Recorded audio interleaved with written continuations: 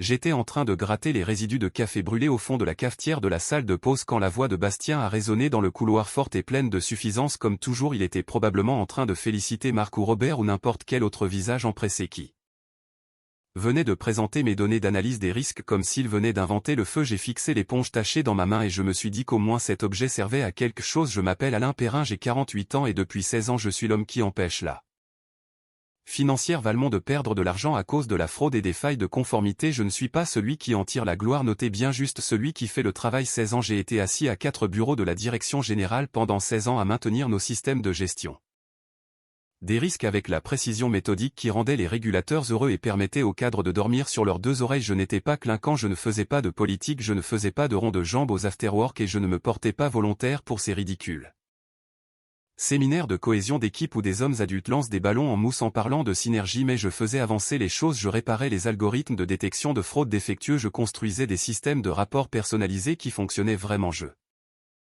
rationalisais nos flux de travail de conformité si bien que le service juridique les qualifiait de blindés avant que Bastien ne leur demande d'arrêter d'utiliser des termes militaires parce qu'ils sonnaient vieux jeu, et pendant tout ce temps personne ne m'a demandé ce que je construisais après les heures de bureau. Je me souviens du moment où les choses ont basculé, c'était subtil au début, un signe de tête ici, un regard là, il souriait quand j'entrais en réunion, mais d'une manière ou d'une autre les conversations importantes avaient déjà eu lieu. Je suis devenu le gars qu'on voit mais qu'on ne remarque pas vraiment, une ombre avec des privilèges d'administrateur. Bastien Roche, mon patron, était toujours assez poli, fraîchement diplômé de HEC, 32 ans et convaincu que tout ce qui s'était passé avant son arrivée appartenait à la préhistoire. Il m'appelait son homme de confiance quand notre système de détection de fraude plantait ou quand quelqu'un oubliait de mettre à jour nos paramètres de risque et que nous manquions de peu un signalement majeur de blanchiment d'argent. J'intervenais, je réparais ça en 30 minutes et je recevais un signe de tête, pas une augmentation, pas une reconnaissance, juste un signe de tête, et apparemment cela devait suffire. Je suis resté parce que je croyais probablement stupidement que l'expérience comptait, que 16 ans passés à prévenir des catastrophes financières signifieraient quelque chose. Attention spoiler, ce ne fut pas le cas, pas ici. Le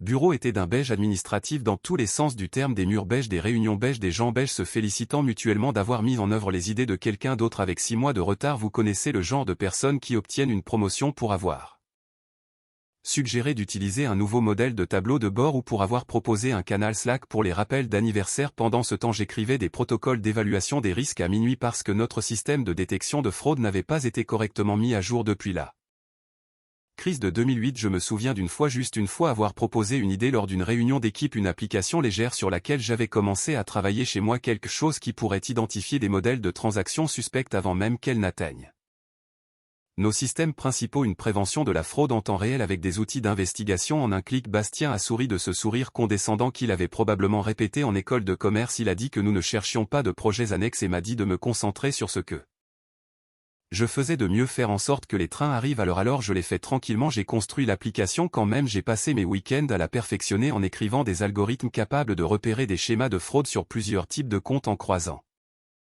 les données avec les listes de surveillance européennes et internationales, en effectuant des tests de résistance. J'ai même conçu l'interface moi-même, propre et pratique. Je l'ai appelé VigiRisk Pro. Au début ce n'était qu'un dossier sur mon ordinateur portable personnel. À la 2e année c'était un outil fonctionnel. À la 3e année c'était meilleur que tout ce que Valmont utilisait en interne, et pourtant je n'ai rien dit, non pas parce que j'avais peur mais parce que je savais comment cet endroit fonctionnait. Si je le montrais ils allaient soit le rejeter, soit pire se l'approprier.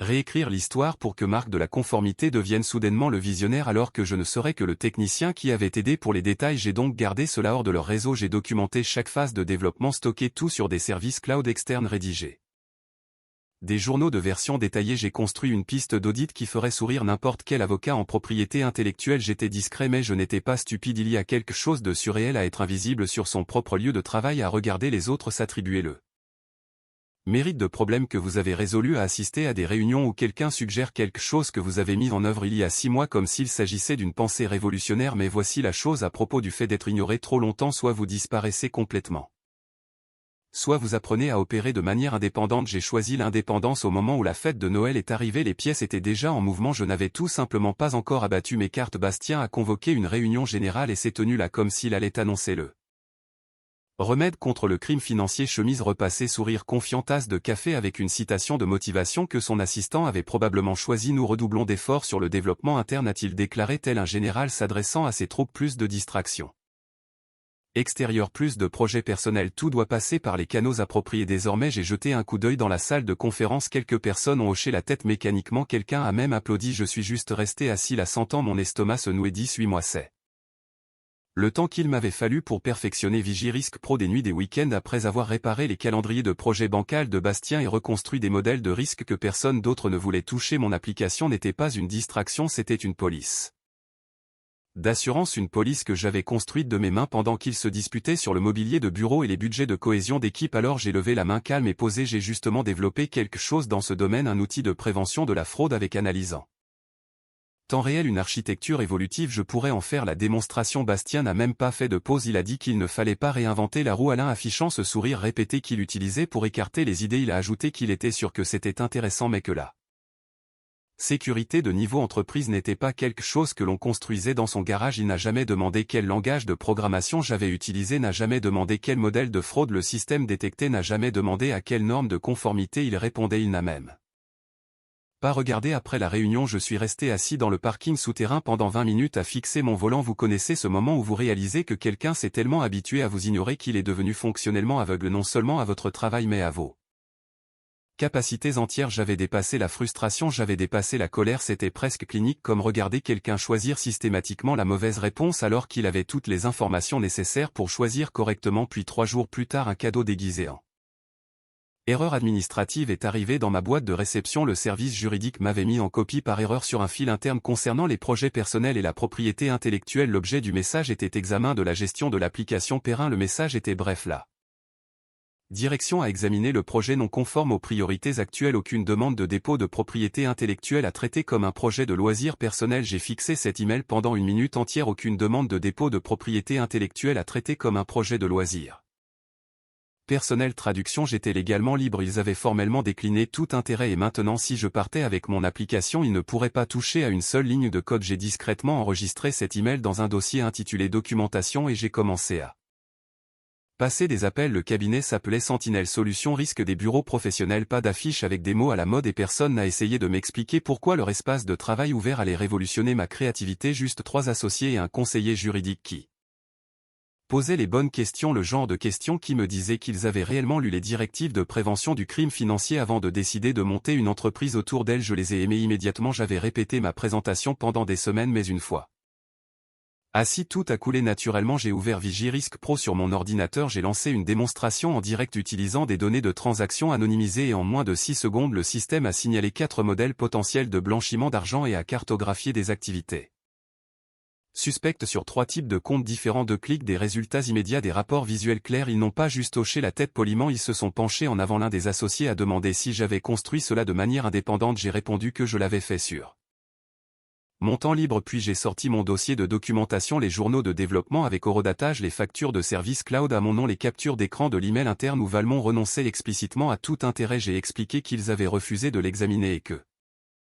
c'était à moi. Il y a eu un long silence puis est venue la question que j'attendais: que faudrait-il pour que nous obtenions une licence? Pour cela je n'ai pas donné de chiffres immédiatement, j'avais fait mes recherches. Des outils de prévention de la fraude similaires se licenciaient pour 15 à 5 millions d'euros selon les capacités et la base de clients, mais je ne voulais pas simplement le vendre. J'ai proposé un partenariat, des droits d'utilisation en échange d'un financement de développement, d'un soutien juridique et d'un accès au marché. Une coentreprise, pas une acquisition. Ils ont accepté. Avant la fin de notre deuxième réunion en décembre, nous avions signé les accords. Vigirisque Pro fonctionnerait sous une entité commune nouvellement formée. Je conserverai la propriété technique et le contrôle du développement. Il fournirait le capital et s'occuperait du développement commercial. C'était l'accord le plus propre dont j'ai jamais fait partie et personne n'a élevé la voix une seule fois. Ensuite je suis retourné chez Valmont. Chaque matin je me présentais à 8h15, ni trop tôt pour paraître trop zélé ni trop tard pour paraître désengagé. J'ai encore réparé le tableau de bord cassé de Bastien quand il s'est rendu compte que quelqu'un avait corrompu ses mesures de rapport trimestriel. Je suis resté tard un mardi pour aider un analyste junior à faire passer une mise à jour de conformité que quelqu'un d'autre présenterait le vendredi, et à travers tout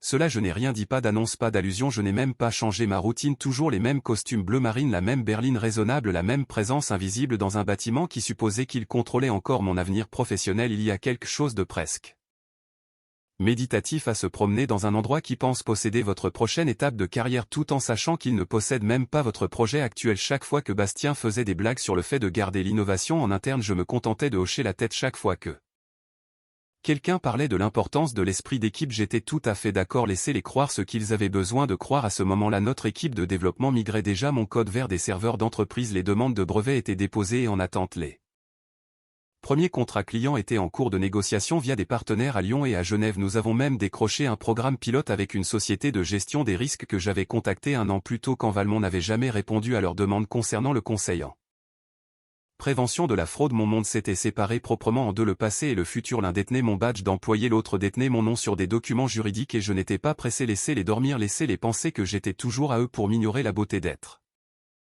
sous-estimé et que personne ne remarque quand vous cessez de chercher l'approbation et que vous commencez à construire des alternatives. Et la mienne était sur le point de devenir publique au moment où je suis entré à la fête de Noël de Valmont. La foule habituelle se rassemblait déjà autour du bar que quelqu'un avait installé avec optimisme à côté du photocopieur. La salle de conférence avait été transformée avec des guirlandes lumineuses et des plateaux de fromage qui semblaient avoir été commandés dans le même catalogue depuis 10 ans. Quelqu'un avait lancé une liste de lecture qui alternait entre les classiques de Noël et ce jazz instrumental qui vous donne l'impression d'être coincé dans un ascenseur. Personne ne m'a vraiment remarqué au début, ce qui était la norme. Je portais le même costume anthracite que celui de la fête de l'année dernière, les cheveux coiffés de la même manière.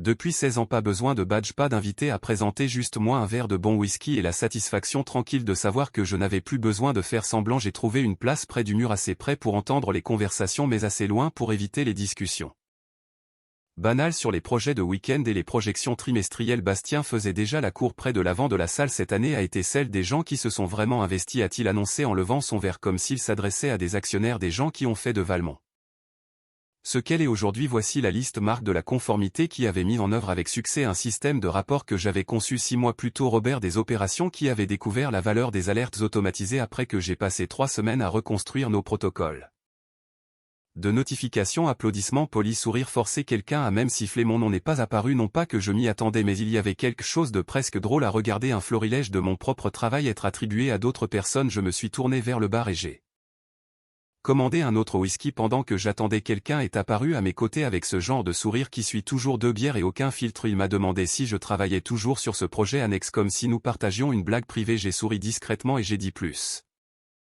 Maintenant il a ri et a demandé quoi. Il a ajouté que ça avait fini par planter et qu'il m'avait bien dit que ce truc était probablement trop compliqué pour une programmation de week-end. Il a dit que j'aurais dû l'apporter à Bastien plus tôt pour m'épargner du temps. J'ai pris une gorgée de mon verre.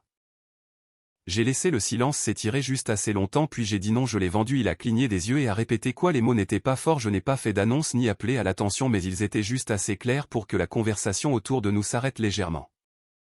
Assez pour que le barman jette un coup d'œil, assez pour que Bastien, debout à 2 mètres de là et savourant les applaudissements pour les chiffres trimestriels de Marc, tourne la tête au milieu d'une phrase. J'ai répété que je l'avais vendu calme et factuel comme si je confirmais les prévisions météo de demain. Le gars m'a regardé en fronçant les sourcils attendant une chute qui ne venait pas derrière lui. Je pouvais voir Bastien me fixer, son expression passant de la confusion à quelque chose approchant la reconnaissance. Il m'a demandé si j'étais sérieux. Je n'ai pas développé, j'ai juste levé mon verre, pris une autre gorgée et laissé le moment se dissiper comme la poussière après une explosion. Il m'a regardé pendant plusieurs secondes, son cerveau essayant clairement de traiter des informations qui ne correspondaient pas à ses hypothèses. Il a répété que je l'avais vraiment vendu, ce truc sur lequel je travaillais toujours. Bastien s'était arrêté de parler complètement. Maintenant l'énergie de la salle changeait, les conversations s'interrompaient à mesure que les gens sentaient que quelque chose se passait sans tout à fait comprendre quoi. La voix de Bastien a traversé le bruit de fond.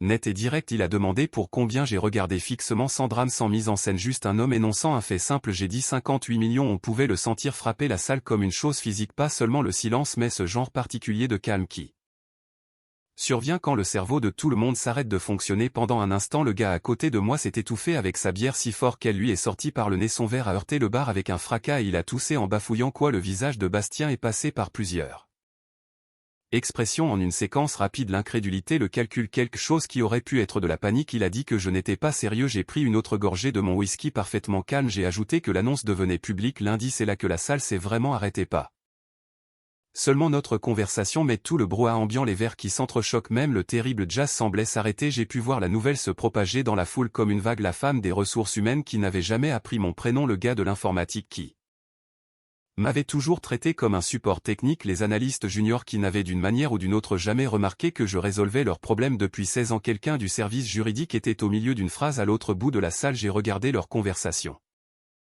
S'effondrer alors que les mots 58 millions atteignaient leur table. Une femme de la comptabilité qui m'avait à peine adressé la parole sortait déjà son téléphone consultant probablement les sites d'actualité financière pour des communiqués de presse qui n'avaient pas encore été publiés.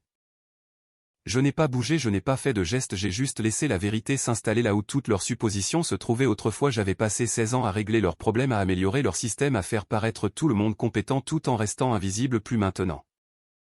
J'ai posé mon verre doucement, sans cérémonie, sans discours, juste le poids de la réalité remplaçant des années passées à être sous-estimées. J'ai dit doucement Vigirisque Pro, répondant à la question que personne n'avait encore posée. Système de prévention de la fraude Sentinelle Solutions Risque voulait des droits de licence exclusifs. La bouche de Bastien s'ouvrait et se fermait comme s'il essayait de parler sous l'eau. Je n'avais pas besoin d'applaudissements, ils étaient déjà sans voix. Le lundi matin, le bureau semblait différent, des conversations plus calmes, des regards qui se détournaient quand je passais, le genre de politesse prudente que les gens utilisent lorsqu'ils réalisent qu'ils se sont fondamentalement trompés sur quelqu'un. Ma carte d'accès fonctionnait toujours d'une manière ou d'une autre. Peut-être que personne n'avait pensé à la désactiver, ou peut-être que personne ne voulait être celui qui prendrait cette décision. L'assistant de Bastien m'a intercepté avant que je n'atteigne mon bureau. Il a dit qu'il voulait me voir. Bien sûr que oui. Je suis entré dans son bureau pour le trouver debout au lieu d'être assis, ce qui me disait tout sur son état d'esprit. Bastien ne se tenait debout pendant les réunions que lorsqu'il était en colère, désespéré ou qu'il essayait d'établir sa domination. Aujourd'hui, il ressemblait aux trois à la fois. Il m'a dit de fermer la porte d'une voix tendue. Je l'ai fait. Il s'est tourné vers moi, les bras croisés comme un parent déçu. Il a affirmé que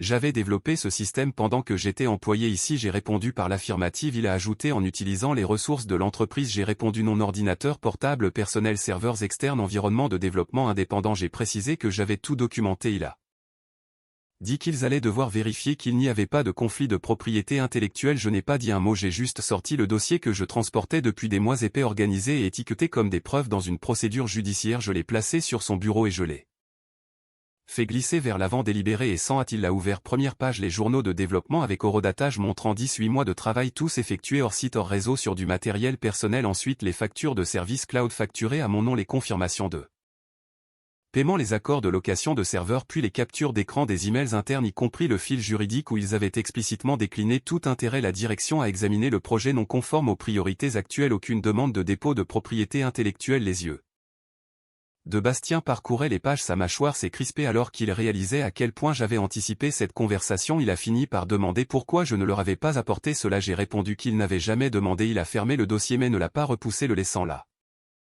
comme la preuve de sa propre négligence. Il a dit doucement que je comprenais ce que cela impliquait. J'ai répondu que je comprenais exactement ce que cela impliquait pour la première fois depuis que je le connaissais. Bastien n'avait pas l'air confiant ou dédaigneux, il avait l'air petit. Il m'a demandé si j'avais l'intention de rester. J'ai considéré la question un instant et j'ai dit que j'examinais mes options. Il a attrapé sa tasse de café comme si elle pouvait le sauver de la noyade dans sa propre erreur de calcul. Je me suis levé lentement, j'ai ajusté ma veste et je me suis dirigé vers la porte. Juste avant de l'ouvrir, j'ai dit la seule chose qui importait. J'ai dit que ce n'était pas un système qu'il avait perdu mais quelqu'un qui aurait pu lui en construire 10 autres. Puis je suis sorti, le laissant seul avec la preuve qu'il n'avait jamais compris ce qui se trouvait à 4 bureaux de lui. Au bout du couloir, l'appel est arrivé mercredi après-midi. J'étais à la maison en train de lire l'article de presse sur l'acquisition par Sentinelle Solutions Risque d'une technologie révolutionnaire de prévention de la fraude quand mon téléphone a sonné. Une voix trop enjouée et trop prudente a annoncé qu'il s'agissait de Patricia Coleman du service juridique de Valmont. Elle a dit qu'il se demandait s'il y avait une opportunité de discuter des accords de licence pour l'utilisation interne de mon système. J'ai presque souri. Il y a 3 jours, c'était un projet de loisir qui ne passerait pas à l'échelle. Maintenant, c'était une opportunité de licence. J'ai répondu que je serais ouvert à une conversation. Elle a trouvé cela merveilleux et a dit qu'elle demanderait à son équipe de préparer des conditions préliminaires. J'ai répondu que j'avais déjà les miennes et j'ai cité le chiffre pas exorbitant, pas vindicatif, juste le prix du marché pour les systèmes de prévention de la fraude en entreprise, plus les frais de consultation, plus un petit quelque chose pour les 16 ans qu'ils avaient passé à ne pas me demander de quoi j'étais capable. Il y a eu une longue pause. Elle a dit que c'était nettement plus élevé que ce qu'ils avaient prévu. J'ai suggéré qu'elle en parle à Bastien en ajoutant qu'ils avaient 2 semaines. J'ai raccroché avant qu'elle ne puisse négocier parce que nous savions tous les deux ce qui allait suivre, des réunions, des justifications, des explications aux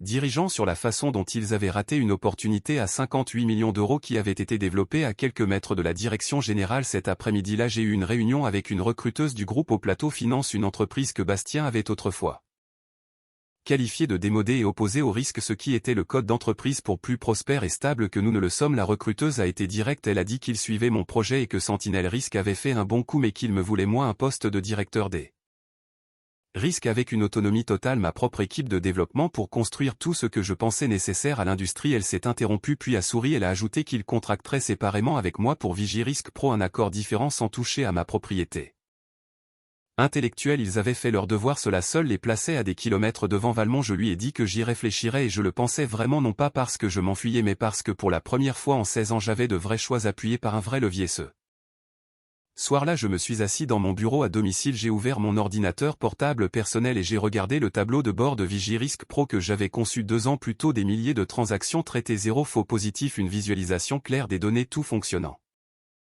exactement comme prévu. S'il voulait entrer maintenant, il pouvait demander, mais je n'étais pas obligé de dire oui. C'était le premier lundi de février quand j'ai finalement vidé mon bureau, non pas parce que je le devais mais parce que j'avais pris ma décision. Au Plateau Finance m'avait offert tout ce que Valmont n'avait jamais pensé, à respecter des ressources et de la reconnaissance pour ce que je pouvais réellement accomplir. Mon badge fonctionnait toujours quand je l'ai passé mais les tâches semblaient différentes, des conversations plus feutrées, des regards prudents, la politesse particulière que les gens utilisent envers quelqu'un qu'ils ont fondamentalement sous-estimé. J'ai croisé quelques collègues dans le couloir. Robert a hoché la tête plus respectueusement qu'il ne l'avait fait depuis des années. Marc s'est même arrêté pour me serrer la main et me féliciter pour tout en disant que c'était un travail vraiment impressionnant. Le bureau de Bastien était vide, sa chaise repoussée comme s'il était parti précipitamment, quelques papiers éparpillés sur son bureau, y compris ce qui ressemblait à une impression du communiqué de presse de Sentinelle Solutions Risque. J'ai rassemblé mes affaires personnelles, une tasse à café d'une conférence bancaire, une petite plante de bureau qui avait survécu on ne sait comment à la lumière fluorescente et à la négligence, une clé USB étiquetée protocole de sauvegarde qui avait probablement sauvé leur note de conformité plus de fois que